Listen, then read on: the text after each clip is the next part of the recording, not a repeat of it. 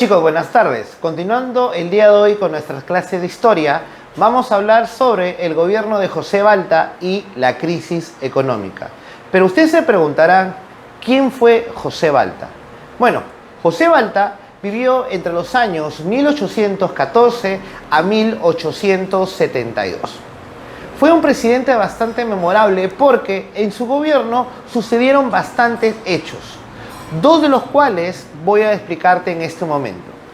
La firma del contrato Dreyfus y la política de creación o construcción de ferrocarriles. Pero, ¿qué es el contrato Dreyfus?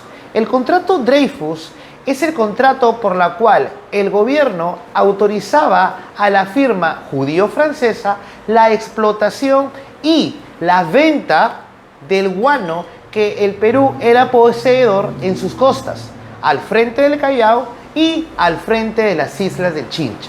Por ese entonces, el guano era, digamos, el petróleo como es ahora. Y el Perú empezó a tener abundante dinero gracias a esta explotación que, ojo, lo realizaba la firma Dreyfus. También, producto de este contrato, el Perú empezó a tener dinero que Balta lo empezó a utilizar en la construcción de ferrocarriles. Vamos a ver sus principales obras de Balta. Como dicho, Balta empezó a promocionar una política de construcción de ferrocarriles, teniendo como su principal asesor a Henry Meiggs. En este gobierno se hicieron un montón de ferrocarriles, tanto en el norte del Perú, en el sur como en el centro. Como mencionamos anteriormente, se firma el contrato Dreyfus. ¿Cuándo? El 5 de julio de 1869. Se construye el famoso puente Balta, o como se conocía en ese entonces, puente de fierro. Si ustedes quieren verlo, pueden darse una escapada a la vía de Evitamiento. Está pasando el puente Trujillo, que actualmente une los distritos de El Agustino con el centro de Lima. Se realiza la construcción del reloj del gran Pedro Ruiz Gallo, un matemático y sabio peruano, y esto se realiza el 6 de diciembre de 1870. Inicio a la construcción del ferrocarril más importante de este entonces, el ferrocarril central que une la ciudad de Lima con La Oroya. Hasta este momento, este ferrocarril es considerado una obra maestra, una proeza en ingeniería. ¿Por qué? Porque es el ferrocarril más alto. En su recorrido hay 14 puentes, de los cuales 3 de ellos sobrepasan los 4.000 metros del nivel del mar. Sobre el nivel del mar. Sobre el nivel del mar. También, continuando con la política ferroviaria, se construye el Ferrocarril del Sur, que une el puerto de Mollendo, en Moquegua, y la ciudad de Arequipa. Se derrumbaron las murallas de Lima. ¿Por qué? Debido a la explotación del guano, que vamos a mencionar más adelante, Lima empieza a crecer, se empiezan a crear nuevos distritos. Las murallas que vienen producto del virreinato empezaron a acercar a Lima. Por ese motivo es que Balta decide tumbarlas, cosa de que ayuda a la expansión horizontal de Lima. Como vemos en esta imagen, Lima tenía sus portales. Lima tenía con 4 portales de esta característica. Actualmente podemos ver algunos remanentes de esa muralla en el parque La Gran Muralla, que está en el centro de Lima, a la espalda del Palacio de Gobierno. Se construyó el Palacio de la Exposición. Como podrán ver, acá hay 3 tomas del mismo palacio. Cuando se construyó en 1863, una foto en 1990 y una foto como luce actualmente. El Palacio de la Exposición de Lima es conocido mundialmente porque tiene un estilo afrancesado. En ese entonces, ese era el estilo imponente de las principales ciudades de Europa. Si lo puedes ver, está ubicado en el Paseo Colón. Actualmente, el Palacio de la Exposición sirve para un montón de exposiciones de obras, tanto de artistas modernos, posmodernos y de cualquier tipo de índole. A la espalda del Palacio de la Exposición está el Parque de la Exposición, que antiguamente, en 1990, era un refugio de fumones. El gobierno de Luis Andrade es que lo remodela y ahora está totalmente remozado. El muelle Dársena del Callao. ¿Ok? Acá tenemos una foto de cómo se construyó.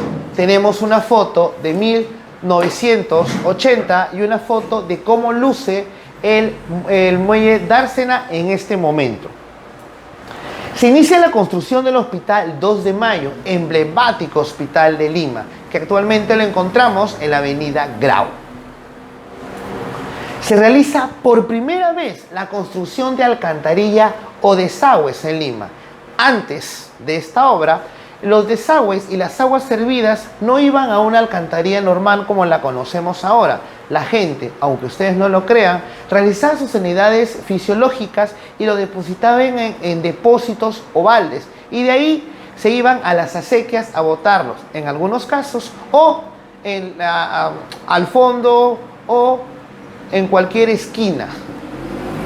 Debido a la expansión de limeña, también se empieza la construcción de carreteras. La primera carretera que se construye fue la que uniría, actualmente la que une Lima con el pueblo de Huacho en el norte. Se crea el pueblo de Ancón. Acá tenemos una fotografía de cómo era Ancón en ese entonces. Ahora, el balneario de Ancón es un balneario que nuevamente está saltando a la palestra después de haber sido vapuleado, de haber sido Cortés. Por el norte se crea el pueblo de Salaberry, en el departamento de La Libertad, al norte de Lima. Se da impulso a la industria azucarera, también en el norte del país. ¿Cómo? Trayendo máquinas de gran tecnología para ese entonces. Se inicia al mismo tiempo irrigaciones para poder ganarle tierra al desierto norteño. Se crean numerosos colegios, no solamente en Lima, sino en diferentes provincias, y a la vez se impulsa la educación técnica, es decir, estudios de carpintería, estudios de metalmecánica y esas carreras. Se crea la Escuela de Agricultura, la que vendría a ser después la Universidad Nacional Agraria de La Molina. Se firma el armisticio con España en Estados Unidos. Acuérdense que estamos en el tiempo posguerra contra España. Después de que los españoles abandonaron el puerto del Callao el 2 de mayo de 1866, ellos no teníamos relaciones diplomáticas con España, aún seguíamos en guerra. Fue en el gobierno de Balta que se propuso el armisticio total y una firma de tratado donde España declaraba nunca más tener pretensiones políticas o coloniales en esta parte del continente. Ahora vamos a hablar sobre el famoso contrato Dreyfus. Fue un acuerdo comercial entre los representantes del gobierno peruano, por ese entonces el ministro de Hacienda, Nicolás de Piérola, y la casa francesa judío Dreyfus. Fue firmado el 5 de julio de 1869. Pero, ¿en qué consistía este contrato? Este contrato consistía en que el Perú autorizaba a la casa Dreyfus a la explotación, pero ojo, no solo explotación, sino venta posterior de este guano a entidades o a países europeos especialmente. El guano para ese entonces vendría a ser lo que es el petróleo actualmente. Empezaron a descubrir que el guano era un excelente fertilizante. ¿Pero qué es el guano? El guano viene a ser las deposiciones de las aves que habitan, pero no solamente deposiciones fecales de las aves, sino también las mismas aves muertas es lo que hacen que esto sea rico en salitre y eso que ayuda a que las plantas crezcan. Ok, el Estado peruano adquiría 2 millones de toneladas de guano por un valor de 73 millones de soles. Es decir, pagaría 36 soles aproximadamente por cada tonelada. El contrato fue impulsado por el gobierno de Balta y esto puso fin. Este contrato fue impulsado por el gobierno de Balta como una especie de política de Estado. Y esto haría que se ponga fin al sistema de consignaciones propuestos por el presidente anterior, Ramón Castilla. Pero, ¿qué es el sistema de consignaciones? Este era el sistema por el cual el Estado buscaba empresas, generalmente peruanas, con capitales británicos, para que exportaran y hagan, digamos, entre comillas, la chamba de exportar, buscar clientes y venderlo, por el cual pagaba ciertos impuestos o comisiones a favor del Estado peruano. Ahora vamos a hablar sobre la crisis en el gobierno de José Balta. La crisis se origina gracias al despilfarro que hubo, que, ojo, no empezó en el gobierno de Prado, sino venía de gobiernos anteriores. A pesar de la bonanza guanera que hubo en ese entonces, internacionalmente el guano empieza a perder su importancia. Y al perder su importancia, también perdería el valor que pagaban por dicho elemento. El salitre, en cambio, empezó a tomar cierta importancia en el mundo. Se empezó a utilizar para la creación de pólvora y fertilizantes, dejando de lado al guano. Ok. Para la década de 1860, el guano empieza a perder su poder, empieza a perder importancia. ¿Por qué? Porque empieza a tomar preponderancia el salitre. El salitre empieza a ser usado para la pólvora y sobre todo para fertilizantes. Recordemos que el guano también era usado para esto. La explotación del salitre en el sur de Perú y en Bolivia, para ese entonces Antofagasta, empieza a crear lo que en un futuro sería el conflicto peruano-boliviano contra Chile. Además de los problemas políticos, empiezan a haber además de los problemas económicos, empiezan a haber también problemas políticos. Los ingresos fiscales no cubrían los gastos, es decir, se gastaba más de lo que se recaudaba. Esto, a su vez, genera que los consignatarios empiezan a reclamar, empiezan a protestar el hecho de que no se les daba la importancia que antes se le daba.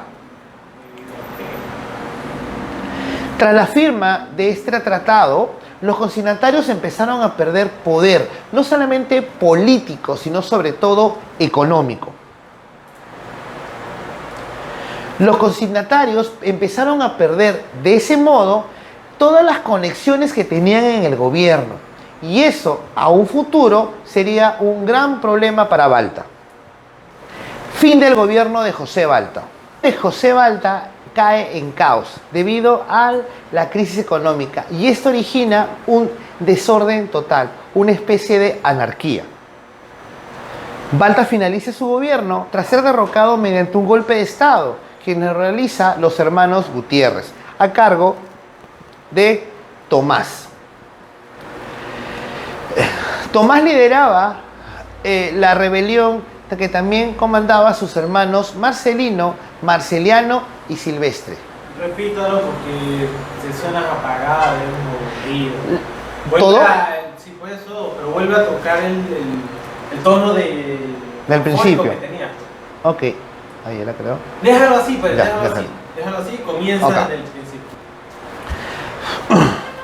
El gobierno de José Balta entra en un total caos y un desorden civil, prácticamente anarquía. No había plata, no había trabajo, estaban sumándose los impuestos. De una forma, Balta trataba de salvar la situación. Estaba en esas hasta que es derrocado por la rebelión de los hermanos Gutiérrez, liderada por Tomás Gutiérrez. Junto con sus... Hazlo como si estuvieras narrándoselo ahí, como si tú hubieras estado ahí. Pero no, la entonación está mal. Es tu forma de entonarlo. Tú lo haces muy insípido. ¿Qué estás llevando ya? Yo hoy día... Yo todo eso lo tengo que cortar, así que no sé qué tiempo va. Pero nárralo como si se lo estuviera contando a otra persona, pero emocionado, porque él lo está haciendo muy insípido. No como antes, ¿no? Exacto, Ya. o sea, así eufórico, pero Ok. mataron a alguien, pero mínimo. El gobierno de Balta cae en un total caos, en un desorden civil, en una especie de anarquía. ¿Por qué? Muchos factores. Crisis económica, falta de empleo y, como todo político, empieza a ser, cuando no ve plata, creación de nuevos impuestos. Eso se traslada en el malestar de la población y eso lo ve canalizado los hermanos Gutiérrez. ¿Quiénes fueron estos personajes? La historia narra que estos eran unos total energúmenos. Liderados por Tomás Gutiérrez, realizan una rebelión en la cual derrocan a José Balta. Él, junto a Marcelino, Marceliano y Silvestre, emplazan a la población a levantarse en armas y derrocar a José Balta. Silvestre apresa al presidente Balta y Tomás Gutiérrez se autoproclama presidente del Perú. El motín deriva en el asesinato del presidente Balta. ¿Ok? Balta fue asesinado mientras dormía, él estando refugiado en el cuartel San Francisco. Cuenta la historia de que él, después del almuerzo, fue a dar su siesta normal. En eso se aproxima el motín, él escucha ruidos y en el momento de tratar de levantarse para coger su rifle es que es pillado y lo acribillan. No era mientras dormía, porque ya estaba despierto. No, o sea, claro, se despierta. Sigue. Ok. Este hecho marca el fin de la prosperidad falaz, es decir, nuestra falsa prosperidad. Y los hermanos Gutiérrez tienen un total fin, un feo final. La población en contra de ellos los apresa y los ahorca. El motín derivó en el asesinato de José Balta. Ok. Balta se escondía en el cuartel San Francisco. Cuenta la historia que después de almorzar, él se retiró a sus aposentos a dormir.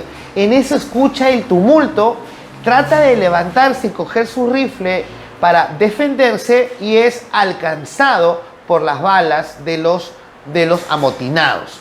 ¿Ok? Este hecho marca el final de la prosperidad falaz, es decir, una prosperidad de mentira. Ahora te toca a ti hacer un trabajo de investigación. Quiero que me digas cuál es el final de los hermanos Gutiérrez. Aquí te voy a dar una pista. Efectivamente, los hermanos Gutiérrez mueren ahorcados porque la población que al principio los apoyó para derrocar a Balta, después de lo que hicieron con el presidente, se les fueron en contra a ellos. ¿Ok? Gracias. Nos vemos la próxima semana.